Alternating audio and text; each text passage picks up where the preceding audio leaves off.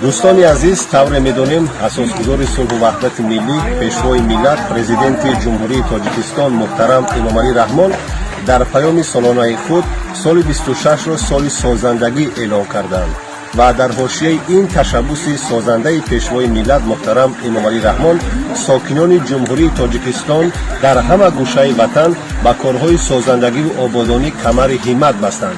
همچنان که شما می‌بینید ساکنان دهه جماعت دهات زرگر خاطر تعمیر پول دهه خود کمر همت بستند و امروز کارهای سازندگی شروع گردید و این نشانه چی است؟ نشانه اون است که مردم واقعا در احاطه سرور دولت زیر سیاست خیرتمندانه این مرد بزرگ جمع شدند و به خاطر آبادی وطن خود، دهه خود، ناحیه خود زحمت میکشند، کوشش میکنند. ما برای آنهایی که در این کار خیر و ثواب کمر بستند تشکر میکنیم، مینه‌داری بیان میکنیم که در هر جای به خاطر آبادی وطن خودشان کوشش میکنند که کمترین خدمت خود را رسانند.